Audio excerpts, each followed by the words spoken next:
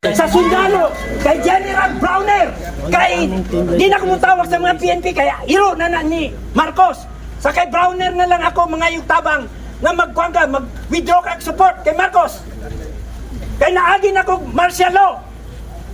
Ayaw namin martial law. Oh, ganitanan, magkabataan, ay explain na kung unsay martial law. Kasi padulong na tag martial law ni Ron. Musulod pa sila, walay tao diya, wala sila digong, tao lang. I-search, kita ilang i-search yung one, set warrant. Ay magtanim na po sila diha. Magtanong na po silang bala. Magtanong na po silang mga unsa. Kaya paabot ko, Juan, Bongbong Marcos, manahimik ka kung ayaw mo matanggal ka dyan sa posisyon mo. Maawa ka sa mga kabataan. Pinas. Duterte ta, di ba? Duterte! Duterte! Duterte! Duterte! Panalang pangayong ko kitore sa kay DILG na si Rimulya. Oh, Rimulya. Niya, 30,000 ang nagreklamo daw sa ICC. What about the million na biktima ng mga addict, mga kriminal, nagdidepensa ni Tatay Digong? Putangin na ng baboy na yan. Isipin ba ninyo yan? I-balance sila. Sana imong mathematic, DILG, Secretary Dimulya. I-balance mo 30,000 ang nagreklamo ka sa ICC. Kanang 30,000, tinood ba ka na? Dili ba ka trabaho ni Trilili? Maugib. Putangin na ninyo. Kanang sa ICC, si Mr. Karim Kang, auto po na stupid. Dapat you have to go here and investigate the majority. Kaya ang ICC, no more credibility for me. Paglaban namin si Tatay Duterte. Yung matanda ha, yung si Tatay Digong from Hong Kong, hindi man lang nila binigyan ng isang araw na pahinga. Where is the due process there? Yan ICC, bangag din. Dapat yan ang i-question ng ICC si Marcos. Bakit hindi nyo give due process si Tatay Digong? Hindi ako mag-wild kung hindi give due process nyo si Digong. Tama. Hindi ako mag-wild. Natatakot lang ako kasi alam ko mga kababayan, pag nag-successful si Tory dito, maskin walang tao, mas-search niya yan. Magiging martial law na tayo, kaya sabihin niya tayo mga supporter ni Duterte. Wala tayong binuga, bunganga lang. Ngayon tahimik ako, ngayon lumabas na talaga ako. Dahil lang para sa aking mga anak, sa mga apo. Kasi kung ma-addict tayo, wala na. Mabuti lang, tingnan. I don't know. Totoo ba yung balita na si First Lady daw? Ayun, si Goldfish na ano daw, na-involve daw dun sa LA? Ano ba yun? Totoo ba yun o hindi? I want to clarify. Totoo yun, totoo. Totoo. Kaysa kami dito. Trump? Oh, you see? I'm asking President Trump, if you are friend of the Philippines, you better investigate that. Because majority of the Filipino are against Marcos. Marcos is not our duly president now. We withdraw our support. Yes. I am just waiting for General Browner to withdraw. Yes. Yan lang. Wala, hindi na tayo magkagulo kung mag-withdraw lang si Browner. Alisin na natin si Marcos, itapon na yun sa dagat.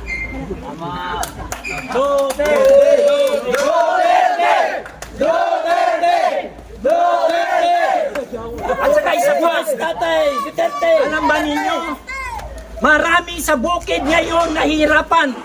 Ang presyo ng mais, bumagsak. Ang tarantado doon sa Manila, sige, export, mag-import ng mais. Ano nangyari sa farmer? Bumagsak ang presyo. Hindi makabayad sa inutangan. Ngayon, kung bigas, ganun din. Ang baboy, ganun din. Sabi ASPS, bakit hindi nila hanapan ng solusyon yung ASF? Bakit hindi niya? Dahil makapera ang DA, makapera yung mga crony ni Marcos, bumalik ang dating Marcos na kawatan. I am a victim of martial law also.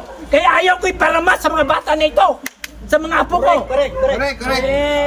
If I will die, then die. Basta hindi lang matuloy ang Marcos na yan. Kaya never Marcos.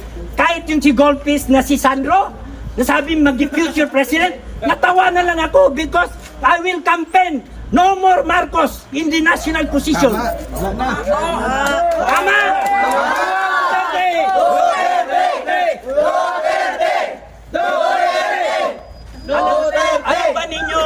Kung may pera lang, may mag-support ng pera sa mga bukid, marami magbaba mga farmer na kausap ko. Kawawa masyado, walang makain. Dahil dyan, sanang yung 20 pesos. Di ba, addicts ka? Yan ang trabaho ng addict, sinungaling. Nabudol tayo, ikalon. That's true.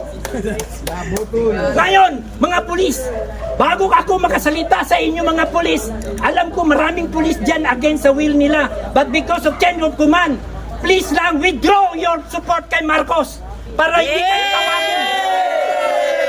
Withdraw, General Browner. I salute you. Please withdraw. Announce your withdrawal to support Marcos. Di ba, mag-resign na lang sila? Or mag-resign kayo. Mas maintindihan ng tao. Alam, this is my first time na gumawa ako ng ganito. Ayaw ko na mangyari ang martial law. Yung makisweldo nila dahil ka Tatay Digong. Oh, tumaas ang sweldo ninyo. Nag-double ang sweldo ng mga sundalo, pulis. Dahil kay Tatay Digong. Anong ginawa ba kayo ni Digong na aso? Ngayon naman, ginagawa kayong aso. Para ba yung aso, pakainin kayo ng buto, kasi laban kayo. Tayo lang Pilipino. Yan ang sabi ni General Luna, ang mahirap na kalaban is kapwa natin Pilipino. Kaya para hindi magkagulo ang Pilipinas, paalisin si Marcos. Yan lang man ang sulit. At saka si Speaker Romualdez, masyadong ambisyoso. Ayaw namin ng presidenting bangag. Ayaw din na yan, tama ka. Silingan Ambisyoso yan sila. Pero mo, ginaplano na nila na si Sandro daw, yung si Goldfish, magiging president, future. Ay, putang ina ninyo. Yes. Ay, mahiya kayo. Punta kayo dun sa Maguindanao. Not all Muslim at favorin nyo. Inuwat lang kayo. Kaya nga bigyan kayo ng pera, tanggapin ninyo. Kasi yan, hindi pera nila, pera ng taong bayan yan. Kaya iniingi ko sa mga Pilipino, abroad man o sa Pilipinas, show support by action, not by words. Kasi kailangan na ni Tatay Digong ang ganitong aksyon. Hindi na may bunganga-bunganga lang. Kaya nga ako, for the first time ako naglabas ng ganito. Nagpalabas na magpa-interview o magsalita. Kasi naawa na ako sa mga taga-bukid na ginakawaan ni Digong din dati. Every Christmas ginapababa niya.